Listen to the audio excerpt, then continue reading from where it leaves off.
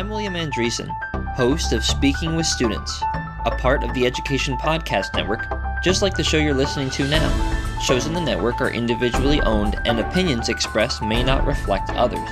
Find other interesting education podcasts at edupodcastnetwork.com. Hello, empowered principals. Welcome to episode 323. Welcome to the Empowered Principal Podcast, a not-so-typical educational resource that will teach you how to gain control of your career and get emotionally fit to lead your school and your life with joy by refining your most powerful tool, your mind. Here's your host, certified life coach, Angela Kelly Robeck. Well, hello, my empowered principals. Welcome to March 2024. Oh my goodness. How is it March already?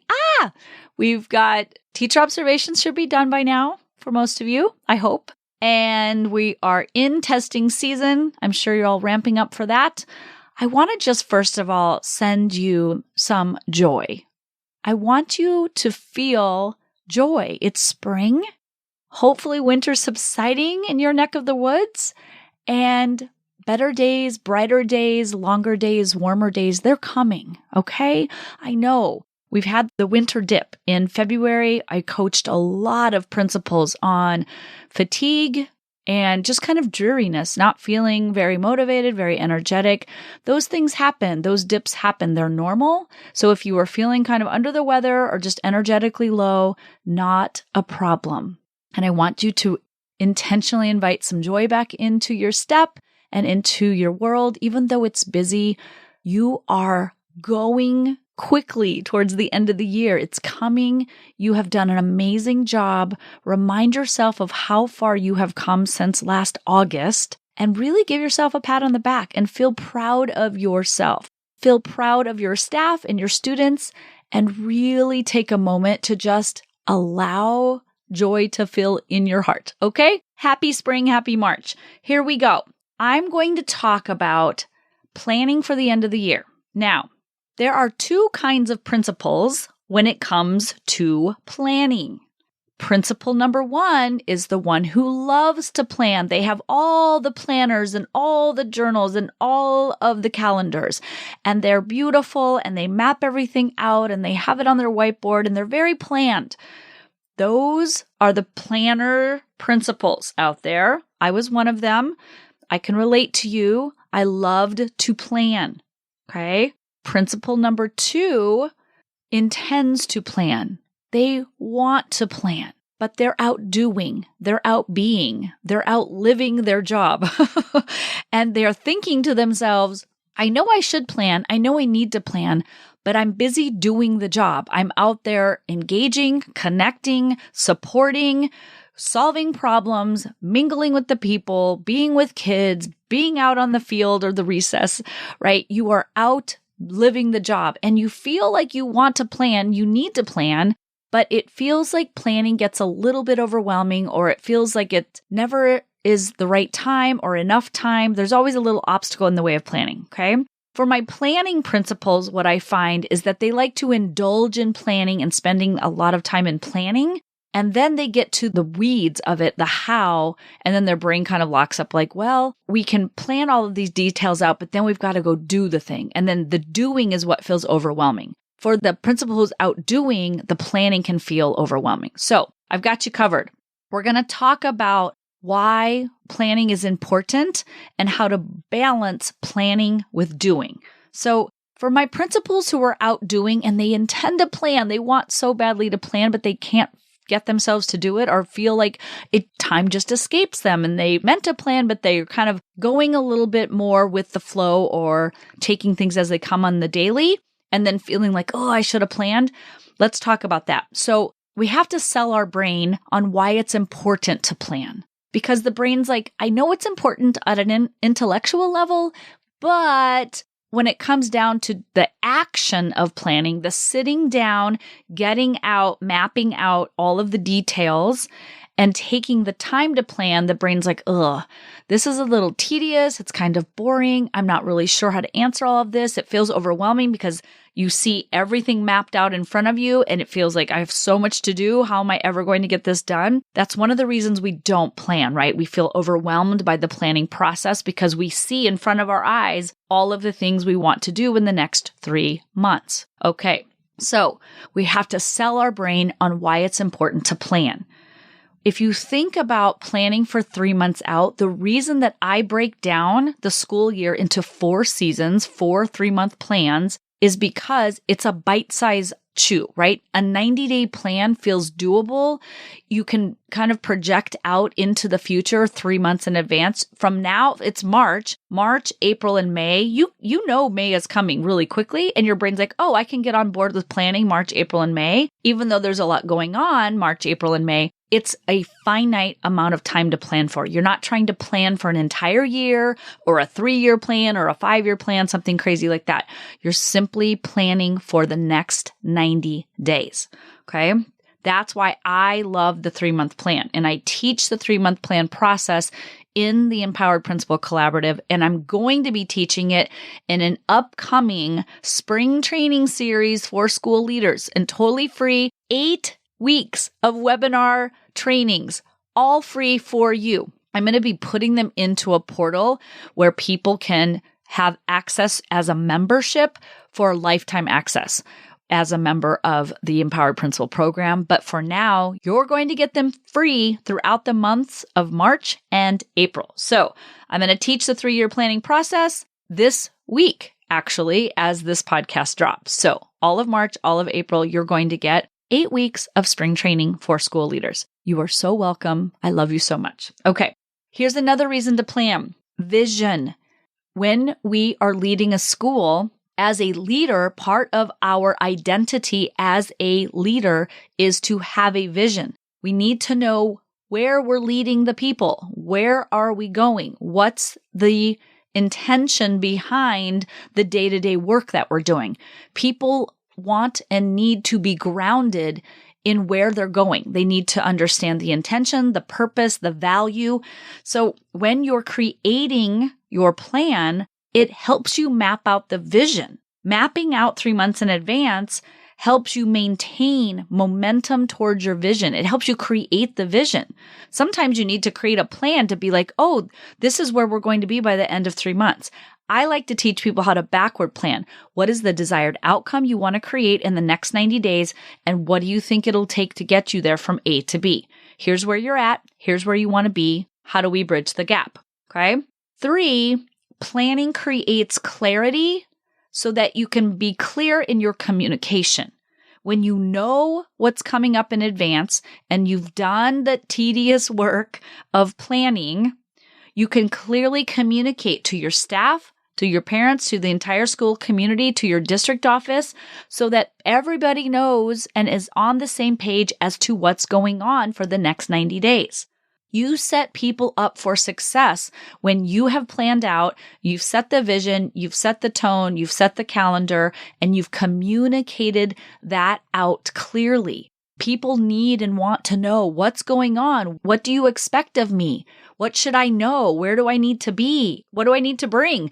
Telling them all of those things is easier for you when you plan it out because you know the staff meetings, you know the events that are going to be on campus, you know what district meetings or special ed meetings or school-wide meetings that you need to have. You map all of those events out ahead of time with an end goal in mind. You're not just mapping it out to check the box to say you calendared them.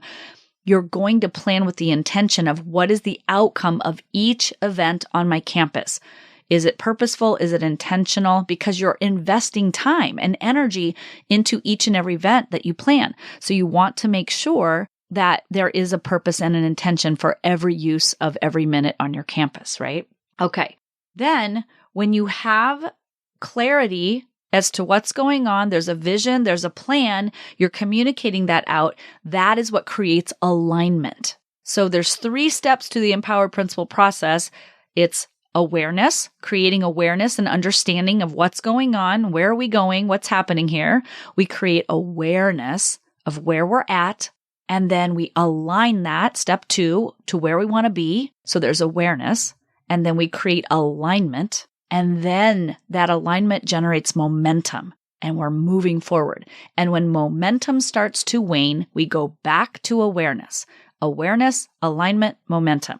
That is the rhythm of every chapter and every season of your school year experience. You create awareness around it. Where are we at? Where do we want to be? Then we create an alignment, communicate, get everybody on board. That generates momentum. Everybody understands what's going on. Everybody gets on the bus. They get on the right seat on the bus, and then the bus gets moving. Okay? So it creates alignment. And when you have alignment, people feel calmer. When you have the information you need to do a good job, you feel more confident. You feel more at peace. You feel calmer because it helps you understand what is the standard I'm trying to meet? What is the expectation? And when you have that information, it makes their job easier, which makes your job easier. Okay? So there are a few obstacles to planning. I'm going to cover these in detail in the spring training series. And for those of you who sign up for the Empowered Principal Collaborative, you will get all of the access to all of this information. You'll get all the workbooks. You'll get all the resource guides. You'll get the coaching. You'll get everything. Okay. So some of the obstacles that come up for planning, these are my doers. They feel like they don't have the time, right? And my planners feel like they need to plan, and they feel like they get lost in the doing, okay? So you have to understand, am I the planner or am I a doer? Doers don't feel like they have the time to plan, and planners don't feel like they have all the time to implement and do. But the truth is we do have the time. We do have the time. We need to learn how to leverage it, prioritize it, make it more efficient, and just maximize our potential when it comes to planning and doing and balancing that. Okay. A second obstacle that comes into play when planning is believing that it will be hard, that it will require a lot of our time, a lot of our energy, and a lot of effort, that this will be very hard to plan. So people who are doers, they feel most comfortable when they're out doing, and planners feel most comfortable when they're sitting down planning. And then they feel like the hard part is the doing, and the doers feel like the hard part is the planning. Okay. So I'm going to talk more about hard next week. I'm actually going to create a podcast about different kinds of hard and how to navigate those different kinds of hard. But I want you to really look at what planning is. Planning isn't actually difficult when you think about the physical demand of it. You're actually just sitting down with calendars on your desk or with all your events mapped out. It isn't physically difficult or challenging to sit down and plan. It might feel uncomfortable, like you get a little squirmy and you want to get up and move around. You might feel that like an urge to move, especially if you're a doer, but it's not technically a physical challenge to sit down. What feels hard about planning is the mental grind, the thinking and the overseeing and the tediousness of it, making sure that you didn't double book yourself, or that we made sure that everybody has coverage, or that, we have subs lined up for that day, or we have everybody on board for that special education meeting. What feels hard is those details, like getting into the weeds of the details and making sure that everyone's on board. What also feels hard is making sure there's enough time and the right time. It involves the people. It involves the mental grind and the emotional way you feel when, one, you're planning, and two, when you're implementing. Okay. So what's hard about planning is more about the emotions that come with planning than it is the actual hard to do. Okay. The third obstacle to planning. I hear this so often. Every time I sit down to plan, I get interrupted. Now, if you are constantly being bombarded or interrupted, that's actually not a time management issue. It's a boundary setting issue. Okay, I want you to think about that for a second. It's not a time management issue. You don't have a problem with the way you manage your time as much as you have a problem with how you set boundaries around interruptions. And when is it viable and important for you to be interrupted, and when is it important for you not to be interrupted? So think about that. I'm going to talk about that a little bit more in EPC if you join us, okay? All right. So How do you overcome these obstacles? That's what spring training is about. We're going to talk about that in spring training. We talk about an EPC. I'm going to break down all the obstacles and give you tips, strategies, and keys to be able to overcome them so that you are a planned principal and you're balanced in your doing and your planning. You can feel alignment so that you can create momentum to get you from here we are, beginning of March, all the way to the end of the school year. And then you can rest and celebrate and look back and reflect on what an amazing year you have had. Have an amazing week, you guys. I'll talk to you next week. Take good care. Bye. Hey, Empowered Principal. If you enjoy the content in this podcast, I invite you to join the Empowered Principal Collaborative. It's my latest offer for aspiring and current school leaders who want to experience exceptional impact and enjoy the school leadership experience. Look, you don't have to overwork and overexert to be a successful school leader. You'll be mentored weekly and surrounded by supportive, like-minded colleagues who truly understand what it means to be a school leader. So join us today and become a member of the only certified life and leadership coaching program for school leaders in the country. Just head on over to angelakellycoaching.com/work-with-me to learn more and join. I'll see you inside of the Empowered Principal Collaborative. Thanks for listening to this episode of the Empowered Principal Podcast.